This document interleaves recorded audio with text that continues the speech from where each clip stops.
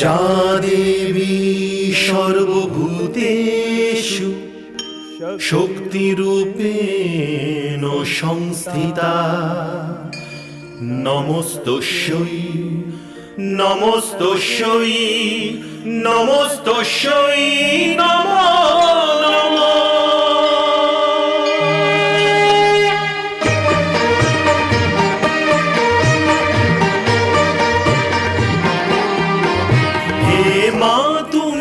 ভবতারিণী লক্ষ যজ্ঞ বিনাশিনী, হে মা তুমি ভবতারিণী, হে লক্ষ যজ্ঞ বিনাশিনী, হে সর্বমন্ত্র মহিমা তুমি সর্বদানব খাতিনী, হে সর্বমন্ত্র মহিমা তুমি সর্বদানব খাতিনী, হে তারিণী হে তারিণী নারায়ণী নারায়ণী, শক্তি তুমি শূলধারিণী শূলধারিণী।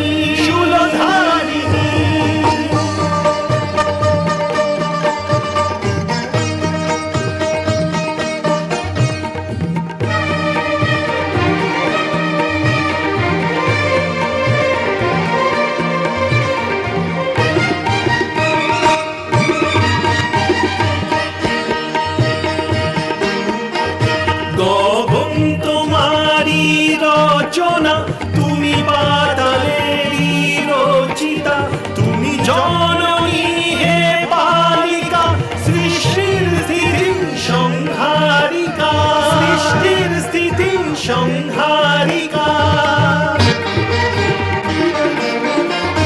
ঘন শ্যামল রঘুপতিতে বিলীন তোমারি কল্পনা, শূন্য তুমি পূর্ণমা হে জগদ্ধাত্রী কালিকা, কাটায়নী সুরবর্ষিণী তুমি মহিষাসুর মর্দিনী, হে তারিণী নারায়ণী নারায়ণী, শক্তি তুমি শূলধারিণী শূলধারিণী। না স্বামী না, আপনি এ কাজ করবেন না, এ কাজ কখনো করবেন না। স্বামী, আমরা কি আর কতটুকুই বা আমাদের ক্ষমতা?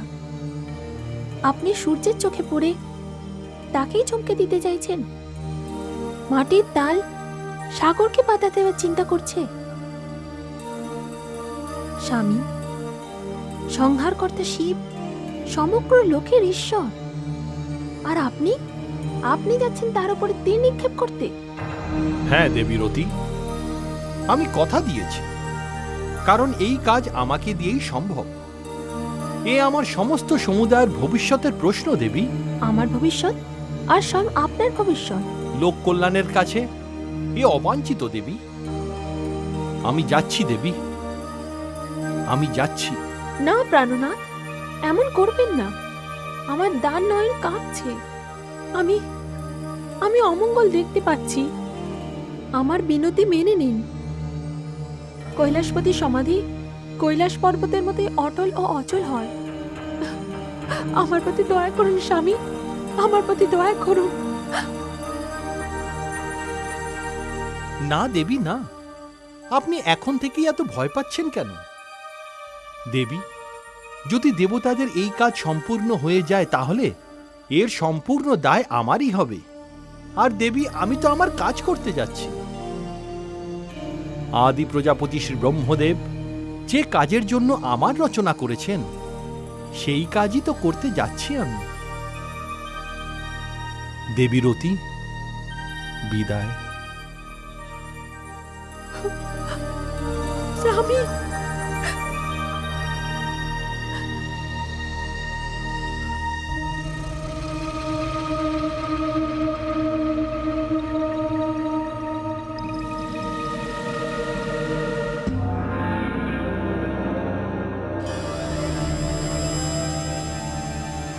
ঋতুরাজ, নিজের কাজ শুরু করো।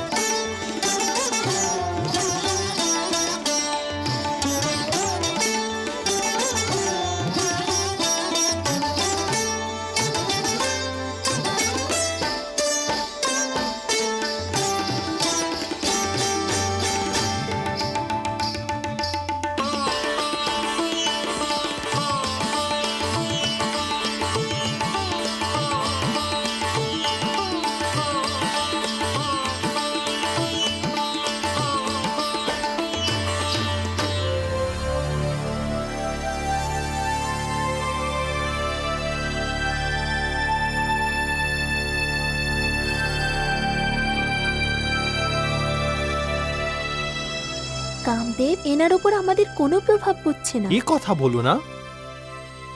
তোমরা আমার সেনার প্রধান অঙ্গ, আর কামদেবের সেনা সেই সমস্ত ব্যক্তির ওপর নিজের প্রভাব ফেলে যার মধ্যে লেশ মাত্র পৌরুষ অবশিষ্ট রয়েছে। আর ইনি তো দেবাদিদেব শিব।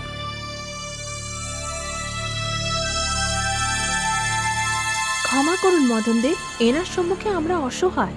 তোমরা অসহায় হতে পারো, কিন্তু আমি অপারগ হতে পারবো না। দেখছি দেবাদিদেব মহাদেবের এই সমাধি কি করে ভঙ্গ না হয়।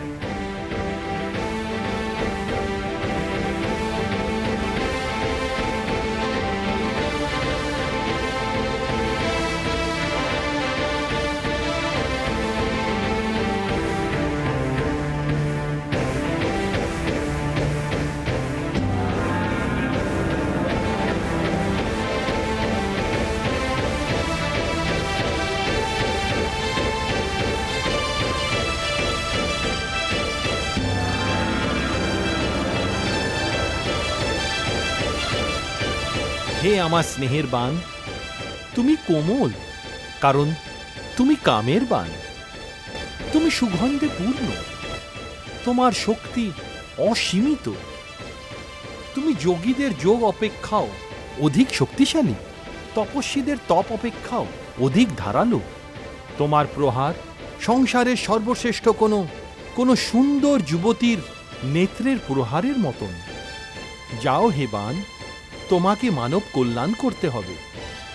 তোমাকে সমাধিতে মগ্ন ভগবান শিবকে পুনরায় অনুরাগী করে তুলতে হবে। যাও হে বান, যাও।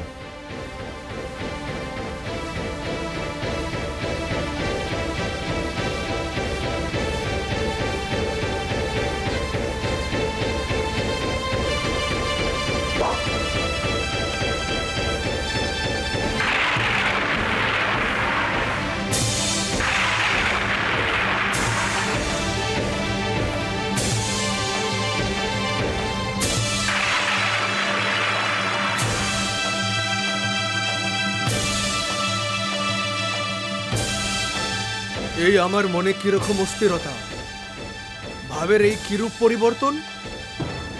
কোন নারীর প্রতি এক যোগীর মনে এই কিরূপ আকর্ষণ। এটা কার ষড়যন্ত্র? কার এত সাহস যে সাক্ষাৎ কালকে আহ্বান করেছে? কে আমার সমাধি ভঙ্গ করার দুঃসাহস করেছে?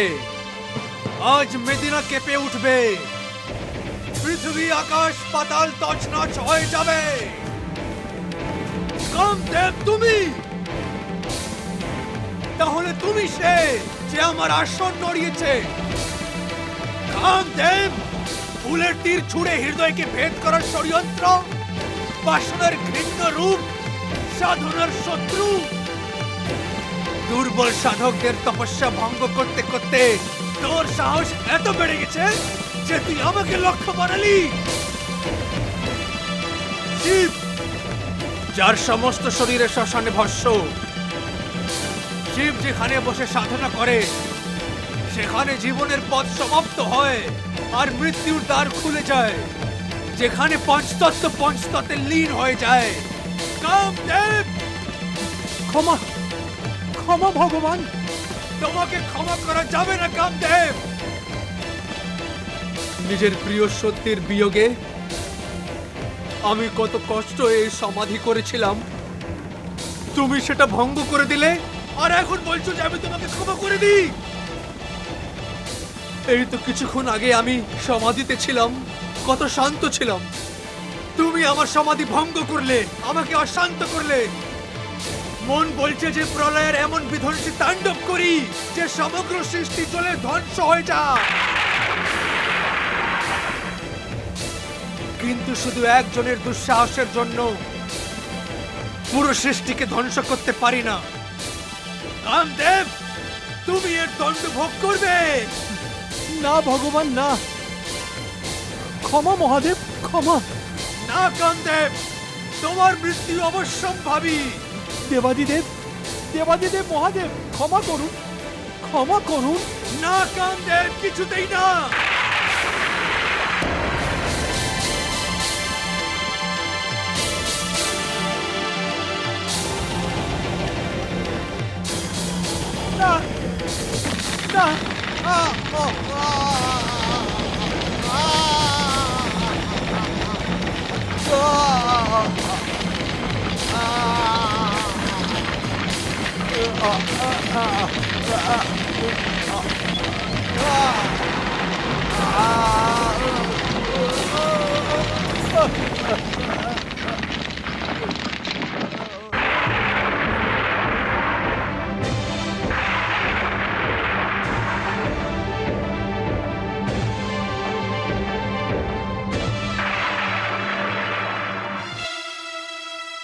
অনর্থ হয়ে গেছে, সর্বনাশ হয়ে গেছে দেবরাজ, সর্বনাশ হয়ে গেছে।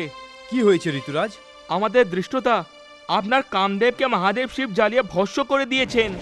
কি? হ্যাঁ দেবরাজ, হ্যাঁ। এর অর্থ এই যে কামদেব নিজের বাণ ওনার দিকে নিক্ষেপ করতে পারেননি? না বরুণ দেব, এমনটা নয়। বাণ ছোড়া হয়েছিল আর ওইটা লক্ষ্য অব্দি পৌঁছেও ছিল, কিন্তু তখনই ভগবান শিবের তৃতীয় নয়ন খুলে গেল আর উনি ক্রোধে অন্ধ হয়ে কামদেবকে জ্বালিয়ে ভস্ম করে দিলেন। হে ঋতুরাজ, কি ভয়ানক, কি নিদারুণ শোকের সময়। বুঝতে পারছি না যে আপনার এই সংবাদে আমি রাগ করব না শোক। কামদেব নিজের শোর নিক্ষেপ করে আমাদের সমস্ত দেবী দেবতার কাজের সমাধান করে দিলেন আর ভগবান ভোলেনাথের সমাধি ভেঙে দিলেন। কিন্তু উনি নিজের জীবনের আহুতি দিয়ে দিলেন। হে কামদেব, এই সমস্ত দেবলোক আপনার কৃতজ্ঞ থাকবে, আপনার কাছে কৃতজ্ঞ থাকবে।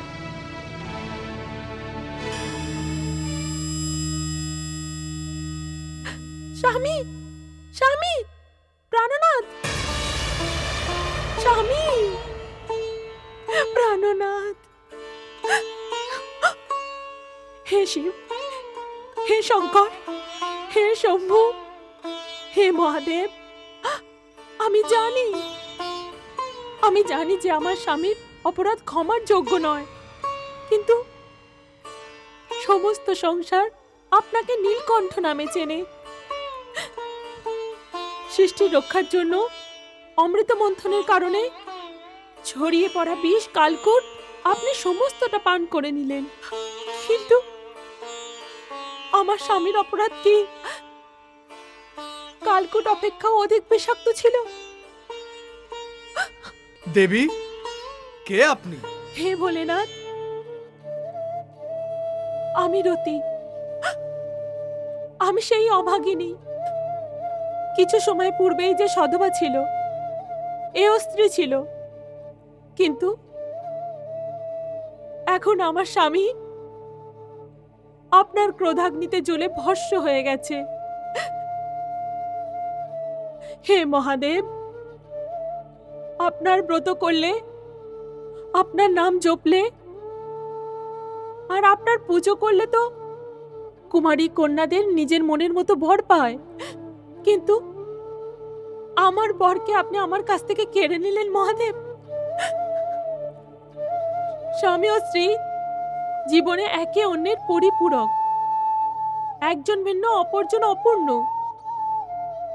এই বেদনা আপনি ছাড়া আর কে জানতে পারে মহাদেব? দেবী রতি, হে মহাদেব, আমি আপনার চরণে বিনতি করছি, হয় আপনি আমাকে আমার স্বামী ফিরিয়ে দিন, নয় আর একবার নিজের তৃতীয় নয়নকে কষ্ট দিন আর আমাকেও জ্বালিয়ে ভস্ম করে দিন। না দেবী, তা সম্ভব নয়। হে দেবাদিদেব, আমাকে বলুন, আমার স্বামী যে কাজ করেছেন তাতে ওনার দোষ কোথায়? দেবরাজ ওনার রাজা, ওনাকে এই কাজ করার আদেশ ওনার রাজার তরফ থেকেই এসেছিল। উনি তো শুধু নিজের কর্তব্য পূরণ করেছেন। হে মহাদেব, আপনি যদি আমার স্বামীর প্রাণ ফিরিয়ে না দেন তাহলে লোকে রাজআজ্ঞা পালন করতে ভয় পাবে।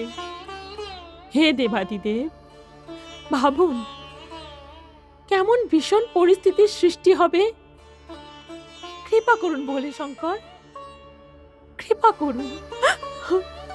আপনি আমাকে ধর্ম সংকটে ফেলে দিয়েছেন দেবী রতি।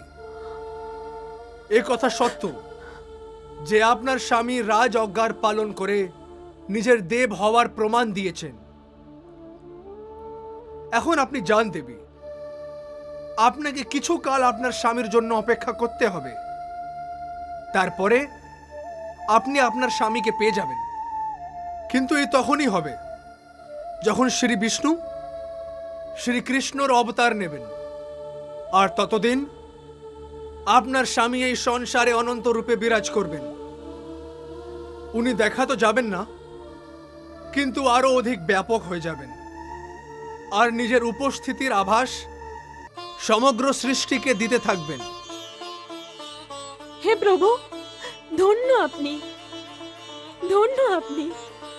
আপনি আমার মতন অবলার উপর কৃপা করেছেন প্রভু, অশেষ কৃপা করেছেন।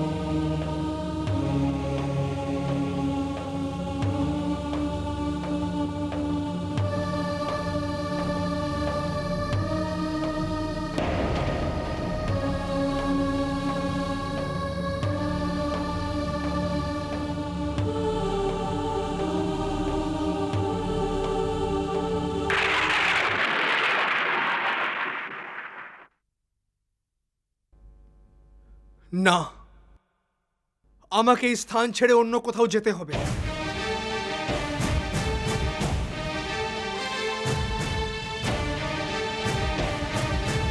ওম নমঃ শিবায়, ওম নমঃ শিবায়, ওম নমঃ শিবায়, ওম নমঃ শিবায়, ওম নমঃ শিবায়, ওম নমঃ শিবায়। হে দেবী পার্বতী, আপনি আমার অংশ, আমার শক্তি। আপনার জন্য আমি গর্বিত যে আপনি নিজের তপস্যা দ্বারা, নিজের সাধনা দ্বারা একতা প্রমাণ করতে চলেছেন যে নারীর যে সহনশীলতা আছে তাকে সময় দিয়ে বেঁধে রাখা যায় না।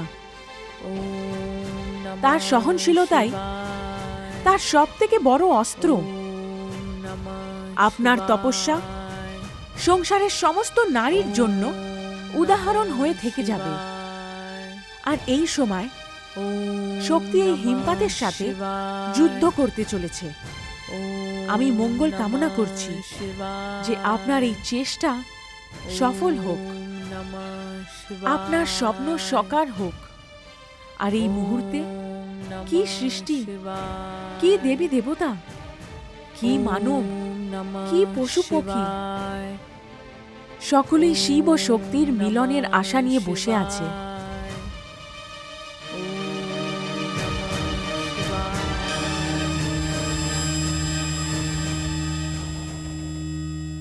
মহারানী, আমি তো এখন এটাই বলবো যে আপনি এখন ওখানে যাবেন না। স্বামী, এ কি করে সম্ভব? যে পুত্রী বিপদে থাকুক আর মাতা তার কাছে যাবে না? মহারানী, আমার অটল বিশ্বাস যে আমাদের আদরের পুত্রীর ওপর কোনো বিপদ তো আসতে পারে, কিন্তু সেই বিপদ তার কোনো ক্ষতি করতে পারবে না। আপনি পিতা হন, আপনি কঠিন হতে পারেন, কিন্তু আমি যে মাতা। আজ যদি সমস্ত দেবী দেবতা এসেও আমাকে আশ্বস্ত করেন, তাহলেও আমি শুনব না। কারণ আপনি দেখতে পাচ্ছেন এখন আবহাওয়া কত ভয়ানক। আমার দুঃখ হয় মহারানী যে আপনি এ সময় এমন ব্যবহার করছেন যেন মরুশোলের কোনো প্রাণী বিবাদ করছে যে কখনো হিমকে চোখেও দেখেনি। মহারাজ, আমাকে আটকাবেন না, আমাকে আজ্ঞা দিন। আপনার যেমন ইচ্ছে মহারানী।